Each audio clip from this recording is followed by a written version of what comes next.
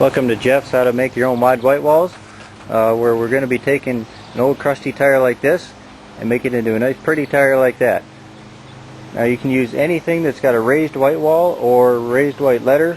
First tool we're going to use today is our trusty angle grinder with a 36 grit disc in it. You can see my disc has holes in it. I really like these discs because when you turn them on you can see through them. The other tool I'm using today is my trusty electric DA with an 80 grit paper on it.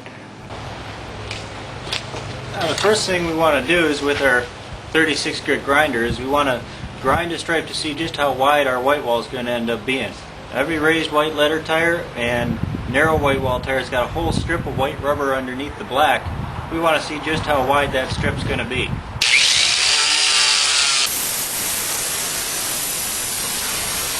Now that we've got that, we can use it as a guide to work our way around because we know where it stops. We don't need to go any further than that.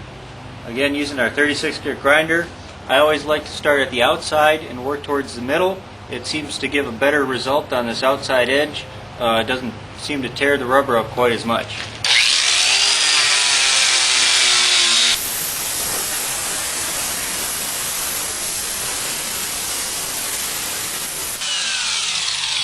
I'm using real light pressure on my grinder. If you use too much pressure, it'll dig in and leave a big gouge, and you don't want that in the middle of your white wall.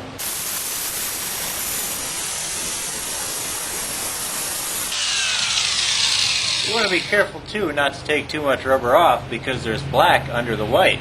So if you go through the white, you'll have a black spot in the middle of your white wall that doesn't go away.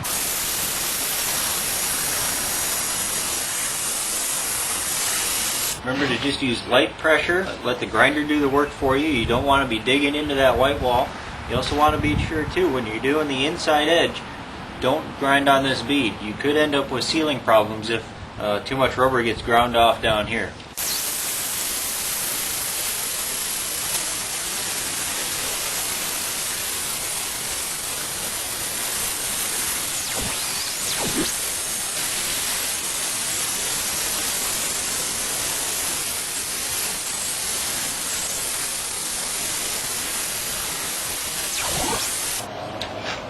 I can hear you asking, golly Jeff, isn't grinding on the side of a tire dangerous? I mean, don't I need that rubber?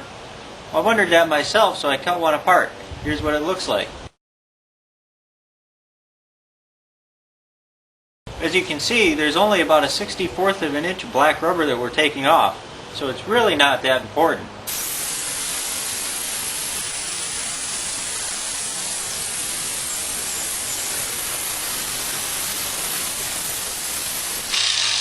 I'll be honest with you, when you're done with this, you're going to stink like burnt rubber, and you're going to have a mess all over the place. Now you can see all the rubber we're taking off here, but that's okay, it's still fun.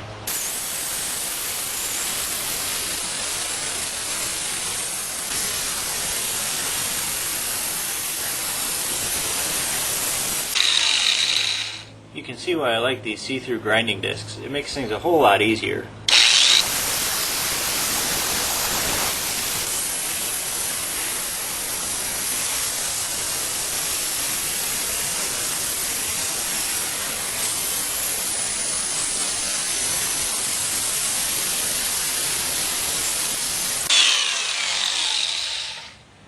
Now that we've got all our rough grinding done, we can brush it off, go through, and look for any spots that we missed.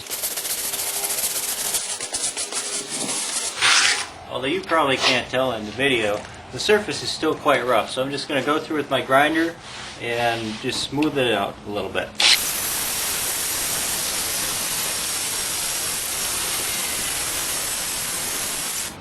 Now that we've got all our grinding done, we can go through with the 80 grit on the DA. I like 80 grit because it's coarse enough that it'll chew the rubber up some, but it's fine enough that you get a real nice finish.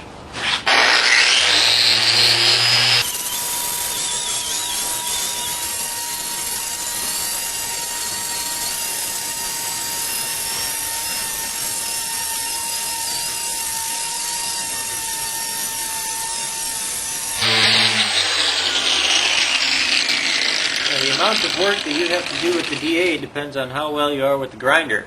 You don't really even need to use the DA at all, it just leaves a nice smooth finish. Once you've got all your grinding and sanding done, the last thing you want to do is take some Wesley's bleach white and clean it up real good. Get all that grinding dust off, any dirt. It'll also help remove any streaking that you may have gotten from the grinder, and it works quite well.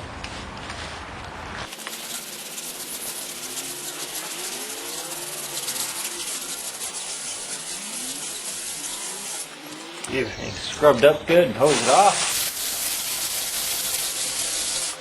And we're left with a nice bright white wall. There you have it, the finished product. Not bad for a set of used $10 junkyard tires in a few hours time. Sure, the edges are a little bit wavy, but for 10 bucks, who cares? Remember, like with anything, this is one of those things where practice makes perfect. If you want to try it yourself, I suggest you get a couple spare tires and give it a go.